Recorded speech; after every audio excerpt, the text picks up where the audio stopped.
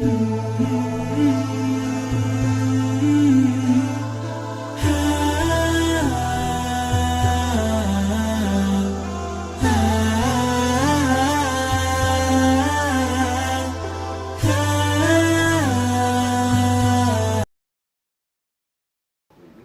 satu ketika saya disebut sesat, wong sesat.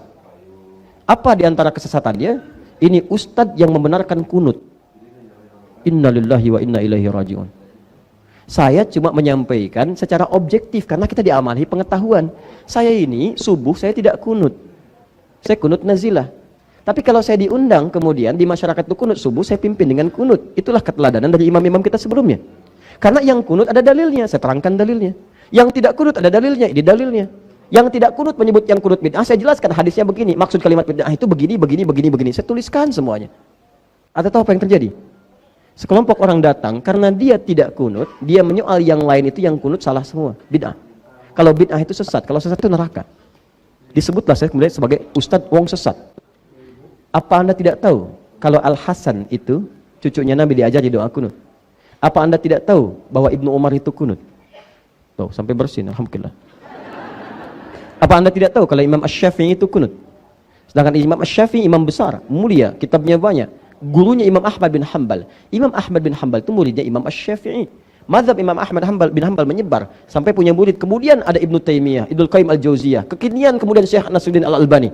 Muhammad Nasruddin Al-Albani itu mazhab baik, di antaranya Hambali. Diambil oleh beliau banyak. Imam Ahmad bin Hanbal itu muridnya Imam Asy-Syafi'i, menyanjung Imam Asy-Syafi'i. Cuma pilihan dengan gurunya dalam kunut berbeda, tapi tidak pernah menyebut Imam Syafi'i bid'ah. Enggak pernah. Dan silahkan cek, enggak ada dalam zaman sahabat yang kunut dengan yang tidak saling menyalahkan, bahkan mencela dan sebagainya. Pada zaman imam enggak ada. Antum kenal Imam Syafi'i? Oh iya, belakang ada yang kenal tuh. Wah biasa. Loh, Imam Syafi'i datang ke majlisnya Imam Abu Hanifah. Imam Abu Hanifah sudah wafat. Jadi Imam Abu Hanifah itu wafat di tahun Imam Syafi'i lahir, 150 Hijrah. Yang ada di antara murid-muridnya, begitu datang ke sana dengan murid-murid Imam Syafi'i, subuh dimintalah beliau jadi imam. Murid yang mengatakan pendapat kita unggul nih. Karena kunut, Imam Abu Hanifah enggak kunut, mazhabnya tidak kunut. Bahkan murid-muridnya enggak kunut. Tapi begitu beliau salat subuh, ternyata Imam Asy-Syafi'i tidak kunut. Bayangkan. Tidak kunut. Begitu selesai salam dan seterusnya, muridnya tanya, "Guru, kenapa Anda tidak kunut? Mazhab kita kan kunut." Apa kata Imam Syafi'i? Saya menghormati pendapat Al-Imam Abu Hanifah rahimahullah yang berlaku di sini. Imam Asy-Syafi'i kunut. Datang kemudian dengan Imam Ahmad bin Hanbal. Begitu sholat di tempatnya Imam Ahmad bin Hanbal, muridnya mempersilahkan, guru silahkan untuk memuliakan gurunya. Kata Imam Asy-Syafi'i, tempat di sini lebih tahu dengan suaramu. Maksudnya kebiasaan sholatnya ngikuti kebiasaan kamu, jangan saya yang jadi imam. Itu fikihnya. Jadi kalau Anda datang ke tempat mazhab yang lain, Anda belajar fikih mazhab itu. Bukan orang itu disuruh ngikuti mazhab Anda. Salah. Saya di Indonesia, nggak ada mazhab di sini. Maksudnya banyak nih, ada yang Syafi'i, ada yang Hambali, ada yang macam-macam. Kita pelajari. Saya diundang ke Malaysia, di sana mazhab Syafi'i. Maka saya belajar mazhab Syafi'i. Bukan orang Malaysia saya suruh belajar mazhab saya. Bukan seperti itu caranya.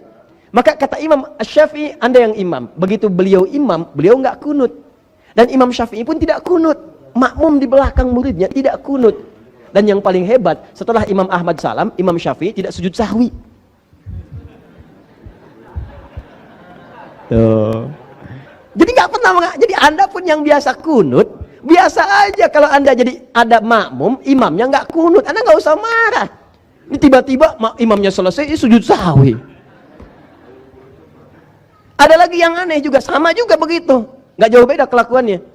Imamnya kunut, makmumnya kan harusnya ngikutin. Ya, kan kata Nabi, "Innama ju'ilal imamu liyutamma bihi." Imam dijadikan untuk diikuti. Awas, jadi kalau imamnya sujud, Anda jangan ruku. Imam sujud, Anda sujud. Imam kunut, Anda kunut.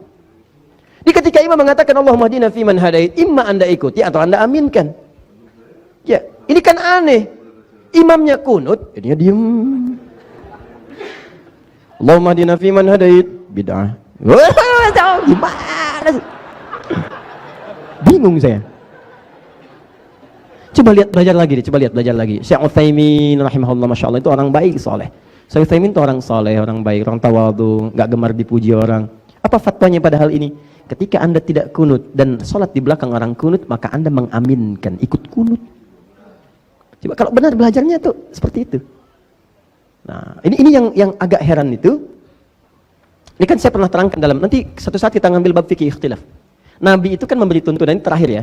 Nabi memberi tuntunan itu gini, ada dua. Satu dalil, satu contoh. Satu dalil, satu contoh. Kalau ini ada, maka ini menunjukkan tidak ada alternatif dalam ibadah karena semua umat bisa mengerjakannya. Jadi nggak boleh kreatif. Ya, jangan terlampau kreatif. Misal, takbir nih. Takbir itu satu contoh, satu dalil. Ucapkan Allahu Akbar. Kata Nabi, fayaqulu, maka dia ucapkan Allahu Akbar. Allahu Akbar. Jelas sekali. Contoh jelas, dalil jelas. Kenapa tidak ada alternatif? Karena semua umat bisa mengerjakannya. Jadi Anda nggak usah kreatif. Tiba-tiba Anda sholat, Allahur Rahman. Kenapa nggak Allahu Akbar, Pak? Itu keseringan dari dulu begitu. Karena nama Allah banyak. Dalilnya Quran surah 17 ayat 110. Qulidullah awin Ar-Rahman. Sebut nama Allah atau Ar-Rahman. Ini yang benar Nabi atau orang ini terlampau soleh? Jadi kalaupun dia punya pendapat bertentangan dengan dalil, pendapat bertentangan dengan contoh Nabi, maka tepikan pendapat itu walaupun dia memukau. Tepikan. Jelas? Karena satu dalil, satu cara menunjukkan tidak ada alternatif yang lain. Jelas? Dua, ada sifatnya contoh, banyak, dalilnya beragam. Ini menunjukkan bahwa ibadah itu dinilai oleh Allah langsung, tidak bisa ditunaikan oleh seluruh umat dengan cara yang sama. Makanya diberikan kemudian variasi, ragam. Tidak ada perubahan dalam maknanya, cuma caranya berbeda karena tidak setiap orang bisa mengerjakan dengan cara yang sama. Atau terjadi satu situasi tertentu, dengan situasi itu ada variasi dalam amalan. Ada yang sifatnya bacaan, ada. Ada yang sifatnya gerakan, banyak. Ya. Bacaan misalnya, riwayat Al-Quran aja cara bacanya bukan satu, ada 7 riwayat yang mutawatir. Tambah 3 yang masyhur, tambah 4 yang syadz, 14 riwayat. Yang dibaca dalam sholat bisa 7 riwayat. 7 riwayat ini yang kita baca hafaz dari Asim. Ya. Bismillahirrahmanirrahim. Alhamdulillahi rabbil alamin. Arrahmanirrahim. Maliki yaumiddin. Maliki yaumiddin. Hafaz dari Asim. Tapi qalun Warsh dari Nafi' membaca dengan pendek. Maliki yaumiddin. Maliki yaumiddin. Ada. Apakah merubah arti makna? Tidak, menambah keluasan keagungan Allah Subhanahu wa taala. Beda baca. Itu masih biasa. Yang paling dahsyat begitu masuk ihdinas siratal mustaqim. Ihdinas siratal mustaqim. Kita pakai sad, hafazan Asim. Tapi qalun dengan Warsh ada menggunakan sin. Wajah di antara wujuh qiraat qalun Warsh pakai sin. Ihdinas siratal mustaqim. Ihdinas siratal mustaqim. Sin. Qunbul pakai zai. Murid Ibnu Katsir. Ihdinas siratal mustaqim. Ihdinas siratal mustaqim. Pakai zai. Dahsyat enggak tuh? Ada yang sad, ada yang sin, ada yang zai. Apakah merubah arti? Tidak. Lantas kenapa sod pindah ke sin? Karena ada orang Arab yang lisannya nggak bisa sod. Begitu disebutkan sod, sin. Sod, sin.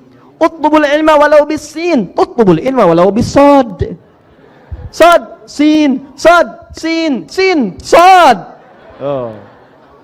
Jadi kalau Anda paksa sampai kiamat kurang 2 hari, susah dia. Sehari lagi buat taubat, ngapain paksa orang? Ada yang nggak bisa sod, nggak bisa sin. Zai. Pak ya, ihdinas siratal mustaqim. Ihdinas siratal mustaqim. Sad, zai. Astaghfirullahaladzim. Sad, zai.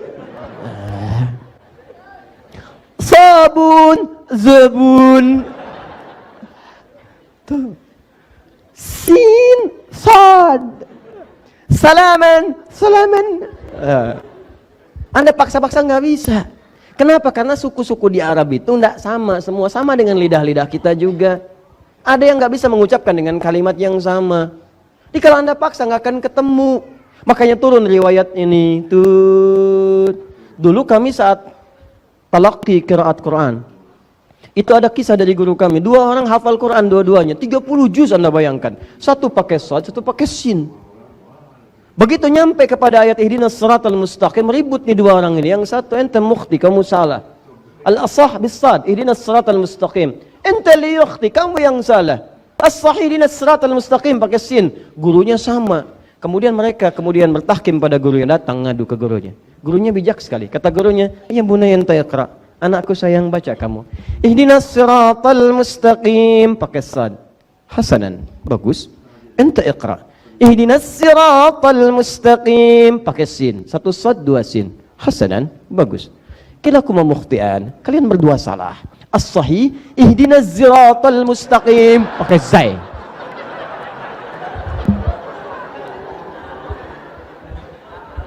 Gurunya ingin mengajarkan, kalaupun Anda sudah hafal Quran, ada pengetahuan, jangan menganggap orang lain salah dulu. Boleh jadi dia punya ilmu di atas Anda, atau ada pengetahuan yang belum Anda pelajari, diskusikan dulu. Kalau sudah ketemu di situ Anda unggul, jangan bangga, karena membanggakan pada yang tidak punya, itu terlampau ketinggian. Awas, orang sombong itu nestapa. Dia memandang orang lain kecil, seperti orang naik ke Monas sendirian. Dia nganggap 10 juta orang di bawah kecil semua. Dia nggak sadar 10 juta di bawah nganggap dia kecil juga di atas. Dan dia cuma 1 orang. Paham? Jangan kalah lah. Kalau sudah sombong ketinggalan sama tukang pancing. Tukang pancing lebih jagoan. 3 orang mancing, Bu. Sombong mau mancing. Yang satu mengatakan, nih umpan saya nih. Begitu saya celupin ke air, ikannya langsung pada nongol. Masya Allah. Yang kedua diam aja. Begitu dia mau menyiapkan umpan, kata yang kedua, nih umpan saya. Baru saya giniin, ikannya udah naik ke atas. Jadi dilempar om, ini ya. Yang ketiga tenang aja kan. Yang 2 bingung. Kamu gimana? Kata yang ketiga, saya kalau mancing hari Sabtu, hari Jumat ikan datang ke rumah. Cuma buat nanya aja, besok mancing nggak? Nggak ada kerjaan lah kalau sombong itu. Nggak ada kerjaan. Nah, kalau terbukti orang yang salah, jangan mencela. Maafkan. Dan belajar sama-sama. Jelas ya? Nah, kalau seperti itu indah. Itulah anugerah terindah yang kita